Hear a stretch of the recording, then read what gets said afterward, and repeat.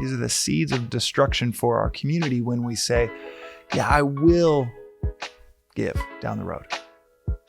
Because that's one hell of a thought flow to invest in. We are back with another reflection on Daily Vedantic. And today's reflection is on something that it's so common to see in our own lives. Not in other people's lives, our own lives, where we're just constantly going. Constantly on our way to the next thing, that we never arrive. We never arrive at any of the things that we're doing. Whatever we're doing, whether it's getting to work, whether it is arriving at work, whether it is getting back home for dinner, being at dinner. How rare is it to truly be there? To be at that dinner you're at without thinking about what's going to happen after. Where do you need to be next?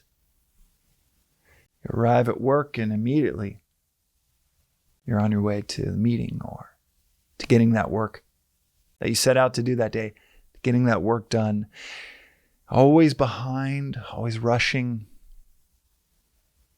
never arriving.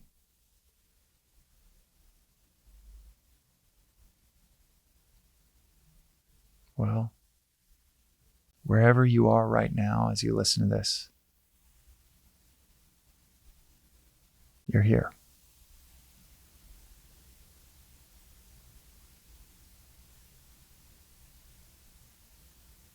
Whatever we are, which is one hell of a philosophical question. Whatever we are, we're here. Now. Together.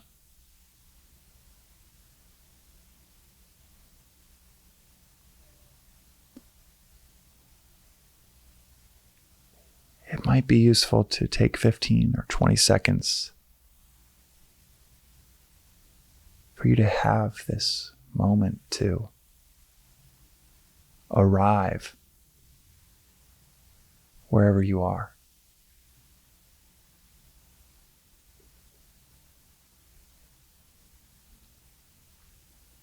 Even if you're driving. In an ideal world, maybe pull over for 15 or 20 seconds. If you can't do that, just try to take stock of that 2,000-pound machine that's carrying you while you sit there. And if you have the luxury of not being in a commute and you're listening to this, it might be even easier to take these 15 or 20 seconds to just arrive.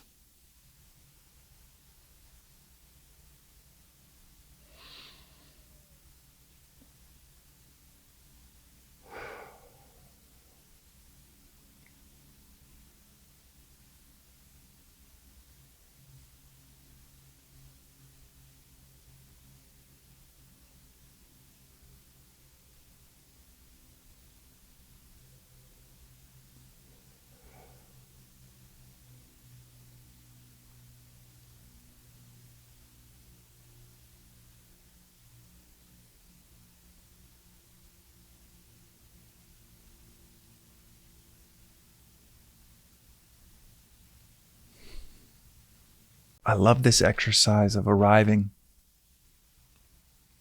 creating space for 15 or 20 seconds to just arrive somewhere.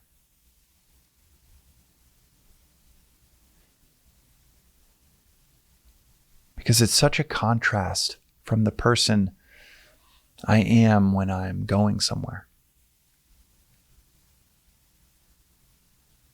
You might have felt it right now where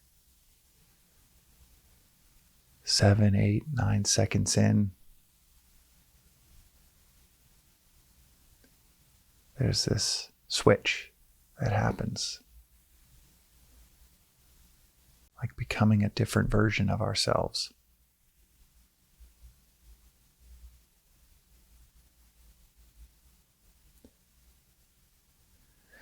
The power of this is not just in more presence, more awareness, cultivating the witness of what's going on around us, that this philosophy will talk often about. It's also a high contrast to our lesser nature. High contrast to our lesser nature, which in the Gita is described as our demonic qualities. Demonic, which is quite the dramatic word for these seemingly innocuous qualities. But this philosophy is so, as I've said before, so precise with the words that are chosen. And maybe there's more drama to what seems innocent than we might give it credit for.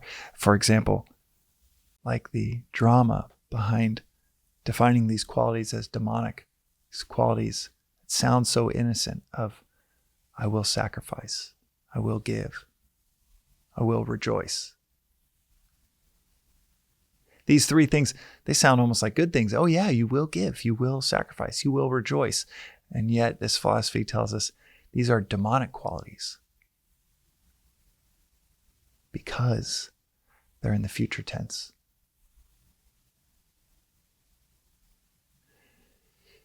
If we are someone that says, I will give, we're not giving. If we're someone that says, oh, I'll sacrifice down the road. If I just make enough for me, if this can happen for me, then I will. Man, I'm going to donate so much to charity.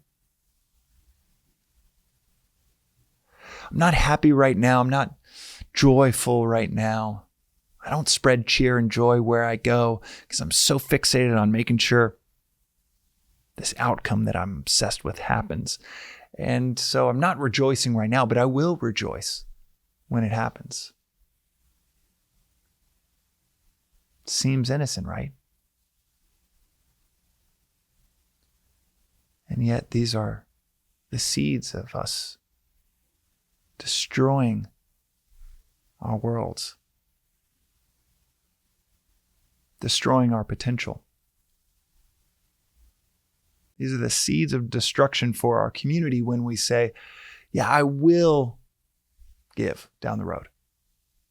Because that's one hell of a thought flow to invest in.